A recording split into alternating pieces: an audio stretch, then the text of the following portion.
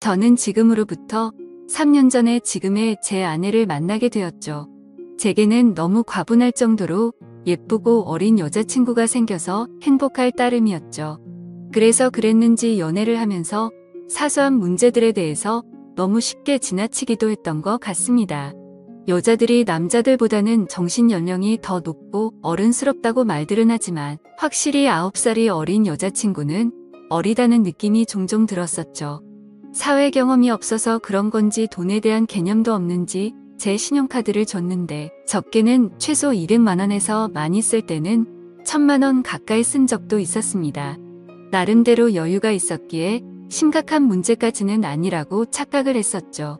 그래서 그렇게 많이 썼을 때는 은근슬쩍 잘못된 걸 지적해줬더니 알겠다고 하더라고요. 하지만 괜찮아졌나 싶더니 자연스럽게 또다시 사용 금액이 올라가더군요. 그렇다고 카드를 도로 뺏을 수도 없었고 여자친구와 헤어질 수도 없었습니다. 제가 너무 사랑했었기에 대부분의 모든 것들이 용서가 되더라고요. 그리고 결혼하고 나서 아이도 낳고 하면 경제적으로 더 조심하는 여자가 되겠지라고 생각했었죠. 또 문제가 됐던 건 밤낮 가릴 거 없이 하루 종일 울려대는 카톡 메시지였죠.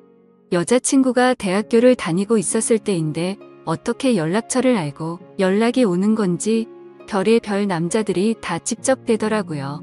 물론 여자친구가 인기가 많은 건 남자친구로서 으쓱할 수 있는 건 맞았지만 이것도 한두 번이지 연애하는 동안 매일같이 겪으니 스트레스가 너무 많이 쌓이더군요. 그렇다고 여자친구가 답장을 하지 않고 무시하는데 뭐라고 할 수도 없는 노릇이었죠. 하지만 나중에 다시 언급되겠지만 결혼을 하고 나서 이 문제로 인해서 결국에는 큰 문제가 생겨버리고 말았습니다. 아내와 저는 사소한 문제들을 뒤로하고 1년 동안의 연애를 하고서 여자친구에게 프러포즈를 했습니다. 예상대로 여자친구도 저와의 결혼을 받아주었고 양가 어른들을 만나 뵙고 인사를 하려고 상견례를 잡았죠. 그리고 그날 처음으로 마주한 장모님의 모습에 기겁을 할 수밖에 없었습니다. 솔직히 충격 그 자체였었죠. 어느 누가 장모님을 그렇게 생각할까 싶었는데 저희 부모님도 저와 마찬가지로 놀라신 듯한 표정으로 쳐다보고 계시더라고요. 당황스러운 상황을 뒤로하고 식사를 하면서 이야기를 들어보니 장모님이 어린 나이에 철이 없으실 때 제 여자친구를 낳게 되셨고 저와의 나이 차이가 겨우 11살밖에 나지 않더군요.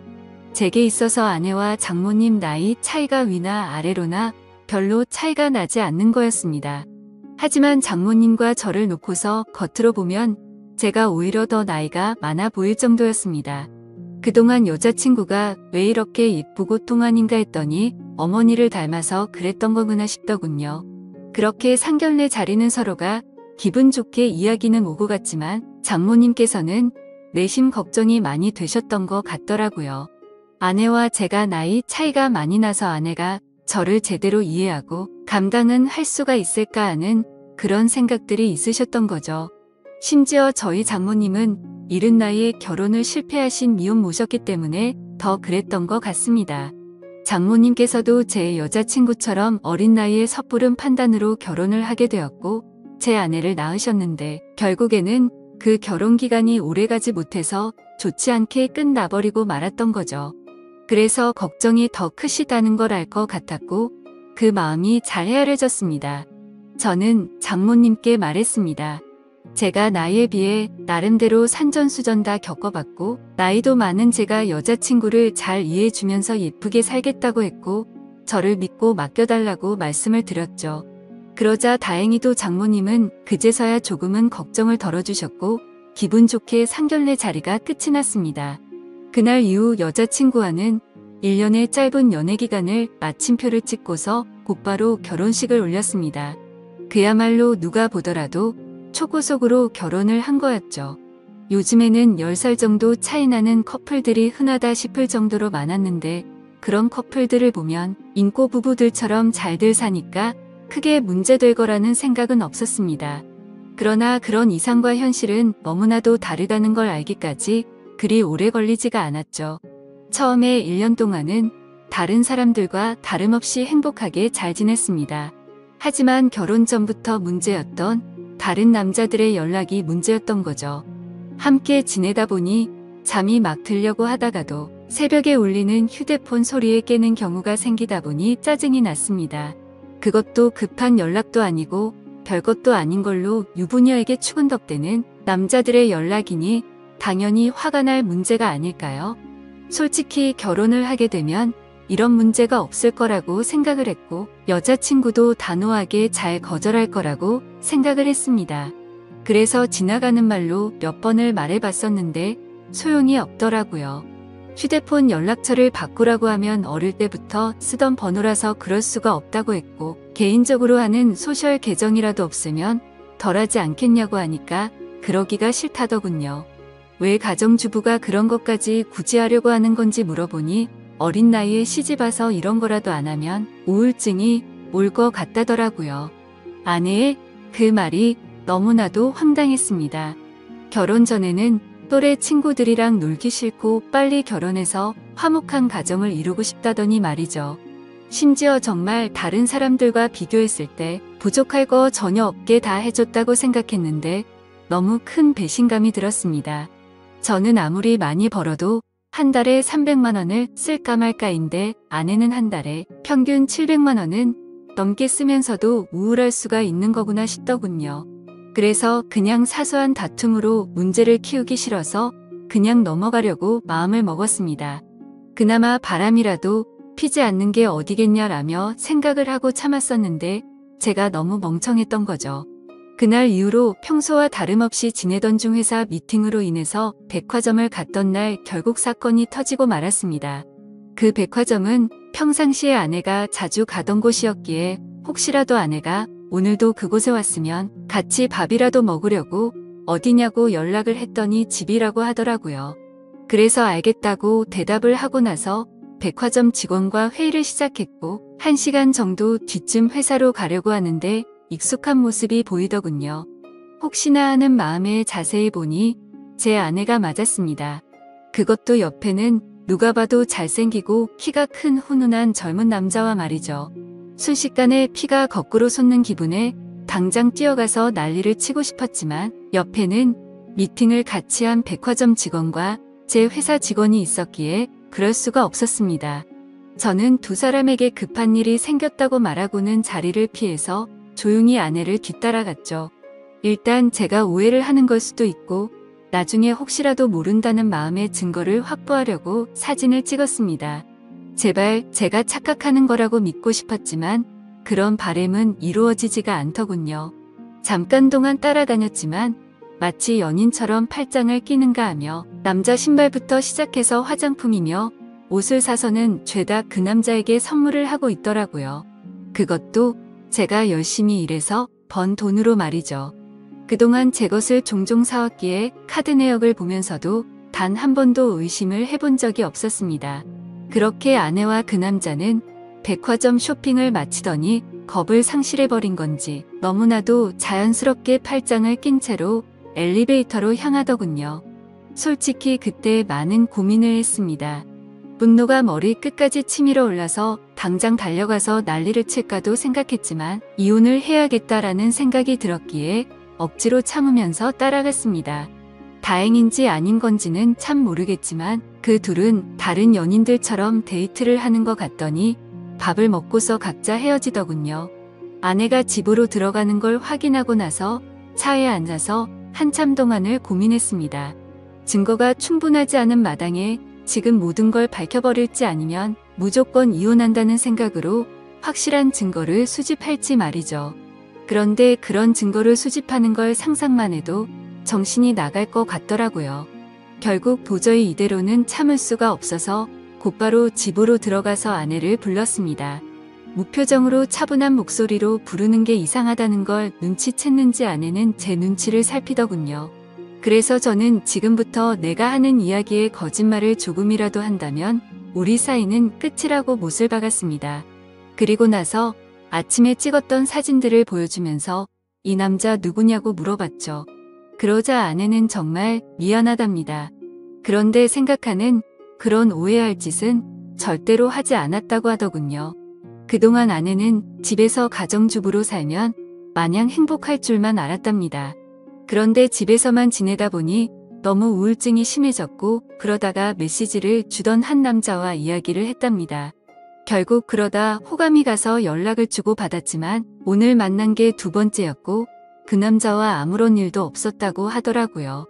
솔직히 그 말이 믿고는 싶었지만 바보같이 온전히 다 믿을 수가 없어서 말했습니다. 너는 겨우 두 번 만난 사람한테 저런 명품들은 선물하냐고 물어봤죠. 그러자 아내는 자신이 너무 돈에 대해서 별 다른 생각이 없었던 것 같았다고 하더군요. 그냥 아무런 생각도 없이 선물을 해준 건데 지금 생각해보니 제정신이 아니었던 것 같답니다. 저는 그래서 단호하게 무표정으로 대답을 했죠. 이미 우리는 신뢰가 깨져서 예전처럼 믿고 지낼 수가 없을 것 같다고 말했고 이혼하자고 했습니다. 그제서야 아내는 상황의 심각성을 깨달았는지 울면서 말했죠. 거짓말 없이 전부 솔직하게 말했는데 왜 그러는 거냐며 두 번 다시는 이런 일 없을 테니까 한 번만 용서해달라고 했고 제 바램대로 개인 소셜 계정도 지울 거고 연락처도 다 바꿔버린다고 하더군요. 그리고 카드도 사용하면 오해할 일 없게 카드 내역 전부 보라고 하면서 울더라고요. 솔직히 너무 많이 사랑했었기 때문에 이혼을 한 번도 생각조차 못 해본 터라 저도 너무 당황스러웠습니다. 그래서 어떻게 하는 게 맞을지 한참을 고민하다가 아내의 눈물에 마음이 약해져서 결국 용서를 해주게 되었죠. 그래도 그날부터는 많은 부분들이 달라지기 시작했습니다. 아내는 약속했듯이 번호도 바꾸고 소셜 계정도 지워버렸고 지나친 카드 사용도 줄어들었죠. 그리고 우울한 마음을 없애고 요리를 배울 거라며 장모님 댁을 자주 왕래하더라고요. 하지만 그런 모습에도 불구하고 제 깊숙이 자리 잡은 의심은 절대로 사라지지가 않았습니다. 아내의 말대로 장모님 댁을 가는 게 맞는지 몰래 따라가 본 것도 수차례였으니 말이죠. 아무튼 그렇게 겉으로는 아무렇지 않은 척 생활을 하던 중 아내는 임신을 하게 되었습니다. 그 소식을 듣고부터는 아내에 대한 의심도 많이 줄어들었던 것 같고 예전처럼 아낌없이 잘 대해줬죠. 그리고 날이 갈수록 평소에도 장모님을 잘 따르던 아내는 신체적인 변화들이 생겨나자 그 이전보다도 더욱 많이 장모님을 찾았고 아내가 장모님 댁을 가는 횟수보다도 장모님께서 저희 집으로 찾아오시는 경우가 더 잦아지셨습니다. 저희 집과 장모님 댁은 대중교통을 이용하게 되면 비교적으로 가까운 거리여서 장모님은 이른 아침에 저희 집으로 찾아오셔서 제 저녁까지 챙겨주셨습니다. 뭔가 기분이 참 묘하더라고요. 무슨 미모의 여배우가 와서 밥을 차려주는 기분인데 장모님은 음식 솜씨도 너무 훌륭하셨죠. 저는 그렇게까지 해주시는 장모님을 보면서 늘 감사했습니다. 그렇게 하루하루를 지내다 보니 아내가 임신 8개월이 넘었을 때부터 우리 부부는 갑자기 싸움이 잦아졌습니다. 제가 아내를 예전처럼 잘 대해줘서 그런 건지 아내의 본성이 다시 나오는 건가 싶은 그런 기분이었죠. 아무튼 저희 회사는 IT 업종이라 일의 특성상 야근이 많은 환경이었기에 늦게 들어가는 날이 많았습니다. 그럴 때면 아내는 제게 온갖 짜증을 내면서 화를 내더라고요. 어떻게 임신한 자신을 두고 매번 이렇게 늦게 들어오냐고 말이죠. 심지어 혹시 자신을 이렇게 만들어 놓고 다른 데 가서 딴 여자랑 놀아나는 거 아니냐고 하더라고요. 아내는 그새 본인이 했던 일을 까맣게 잊어버린 건가 싶더군요. 적반하장도 유분수지 누가 누굴 의심해야 하는 건지 참 황당하고 어이가 없었습니다. 솔직히 그때까지만 해도 정말 하늘의 맹세코 절대로 한눈을 판 적이 없었거든요. 그리고 사장이라는 자리에 있기 때문에 가끔은 사기 진작을 위해서라도 직원들과 회식을 해야 하는데도 불구하고 사회생활을 안 해본 티를 내는 건지 아내는 그런 상황들을 절대로 이해해주지 않더라고요. 그냥 회사일부터 시작해서 집안일까지 일부러 시비를 거는 거 아닌가 하는 생각까지 들었습니다. 아이를 갖기 전까지만 해도 제가 사장이니까 직원들에게 이렇게 해줘야 한다, 저렇게 해줘야 한다라며 제게 많이 내조를 해줬었던 아내인데 갑자기 이렇게 달라지고 이제는 직원들 챙길 시간이 어디 있냐며 되려 성질부터 내는 겁니다. 그런 모습들로 인해 저도 마음이 많이 지쳤고 제 나름대로 힘들어서 술로 스트레스를 풀어가면서 지내왔습니다. 그리고 그렇게 힘들어하는 모습들을 장모님이 가장 가까이에서 지켜보고 계셨었죠. 그러던 어느 날 제가 퇴근하고 집으로 돌아오자 장모님께서는 피곤하지 않으면 집까지 데려다 줄 수 없겠냐고 하시면서 조심스레 말씀을 건네시는 겁니다.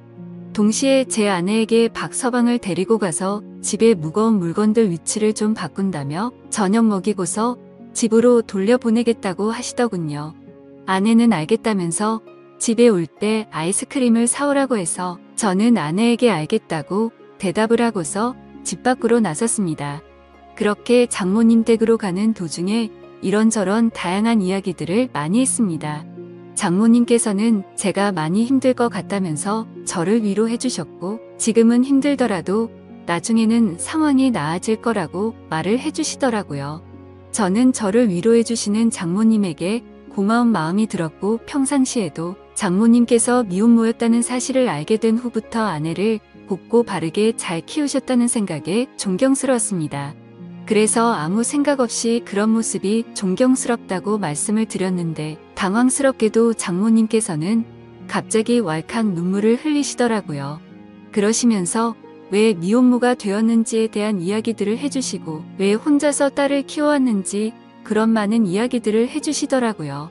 저는 그런 장모님을 보면서 어린 나이 때부터 마음고생이 심하셨겠구나 생각도 들었고 장모님이 이제는 제게 마음을 많이 열어주셨구나 라는 생각을 하였습니다.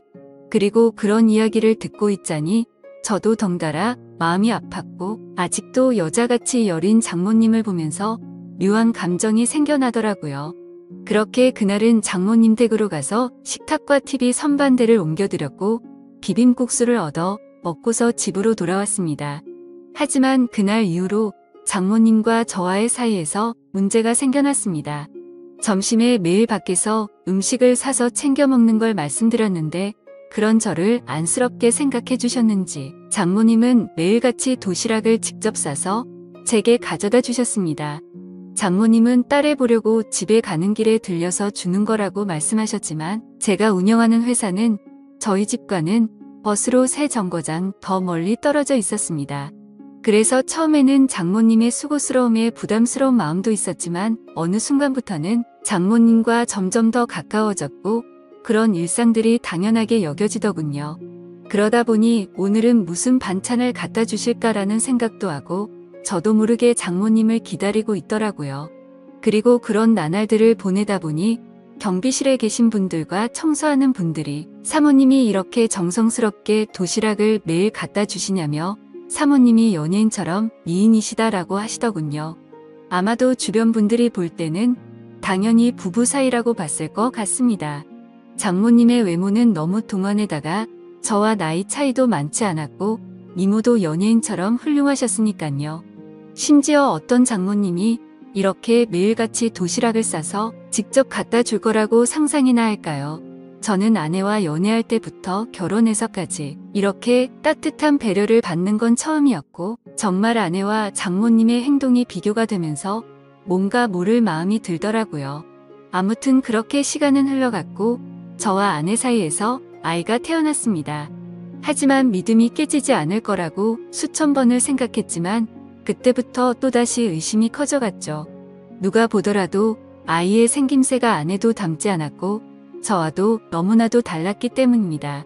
물론 조금 더 커봐야 알 수 있다고는 하지만 의심보다는 확실한 게 좋다고 생각을 했고 저는 조용히 유전자 검사를 의뢰하게 되었죠. 그렇게 아내는 아무것도 모른 채 아이를 낳고 산후조리원에 있었고 그동안 저는 혼자서 집에 있어야 했습니다. 아내의 몸이 약한 편이라 남들보다 더 길게 해서 3주 동안 그곳에서 지내기로 했고 그러면 그 오랫동안 제가 밥도 제대로 못 챙겨 먹겠고 살림도 제대로 안 되겠다며 장모님과 아내가 말하더군요. 그렇게 여차저차 아내가 퇴원하고 집으로 돌아올 때까지 당분간은 장모님께서 저희 집에서 생활을 하시기로 했습니다. 유전자 검사 결과가 나오기까지 비밀로 하기 위해서 평상시와 다름없이 행동했습니다. 첫째 날에는 산후조리원에서 밤 늦게까지 있다가 집으로 돌아와서 별 다른 일이 벌어지지 않았는데 둘째 날에는 결국 일어나서는 안 될 일이 벌어지고야 말았습니다. 그날은 첫째 날보다 일찍 집으로 들어갔는데 장모님이 민소매에 굉장히 짧은 반바지에 편한 차림으로 청소를 하고 계시는 겁니다. 그 모습을 보는 순간 저는 정말 깜짝 놀라버렸습니다.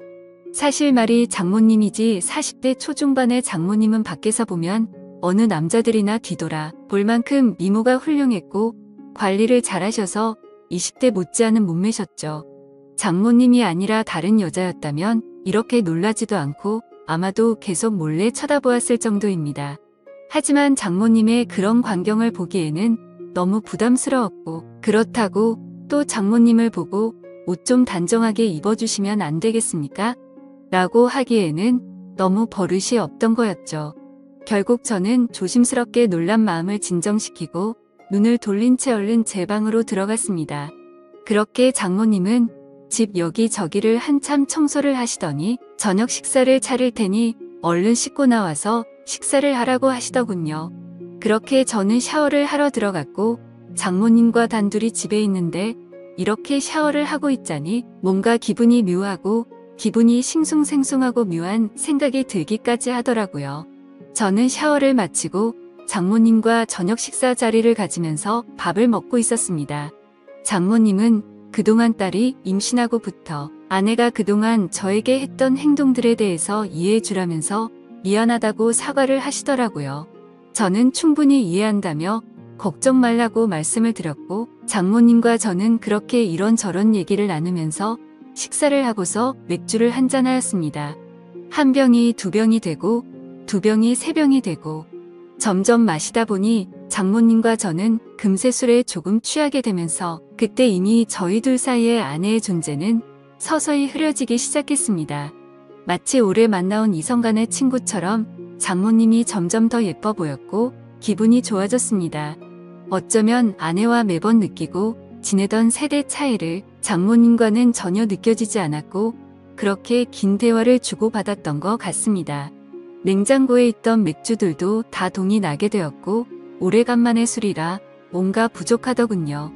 그때 눈에 띈 건 진열대에 놓여있던 양주였고 그 양주를 열면서부터 저희 둘의 경계선도 열리게 되었습니다. 40대 초중반의 나이의 얼굴은 30대 못지않고 또 몸매는 20대도 부럽지 않을 만큼의 장모님은 누가 봐도 관리를 잘했기에 그동안 저도 몰래 키워왔던 제 마음이 저도 모르게 생겨나기 시작했습니다. 술에 잔뜩 취해버려서 식탁에 엎드려 자고 있는 장모님을 보고 있는데 정말 피부가 뽀얗고 잡티 하나 없이 너무 예뻐 보였습니다. 그래서 저도 모르게 아내가 아니라 장모님을 만났으면 어땠을까요? 라고 했고 잠들어 있는 장모님을 앞에 두고 모든 사실을 터놓고 하소연을 했죠. 결혼 후에 아내에게 있었던 일에 대해서 말을 했고 믿음이 없어졌다는 사실과 장모님의 행동들이 너무 설레어서 이제는 내 감정과 마음을 모르겠다는 말을 했습니다. 그리고 결정적으로 유전자 검사를 했다는 사실까지 말을 해버린 거죠. 그 말을 꺼내고 나서는 아차 싶어서 봤지만 아무런 미동조차 없는 장모님을 보면서 안심을 했고 더 이상 실수를 해서는 안 되겠다 싶어서 방으로 들어가서 잠을 잤습니다. 그리고 다음날 일어나서는 사위로서 해서는 안 되는 말과 유전자 검사를 했다고 말한 기억이 들면서 깜짝 놀랐습니다. 혹시나 하는 마음에 얼른 거실로 나가보니 장모님은 전날에 술을 너무 마셔서 기억이 없다면서 정리가 안 된 술자리를 정리하고 계시더군요. 저는 속으로 한숨을 내쉬며 한편으로는 다행이라고 안심하면서 어색하지 않은 티를 내려고 TV를 봤습니다. 그날은 아내 출산으로 인해 회사를 쉬고 있어서 집에 있었는데 점심때가 다 되어서 장모님은 아내에게 다녀온다며 집 밖으로 나가셨습니다. 그래서 저는 조금은 편안해진 마음으로 조금 더 쉬고 있었습니다.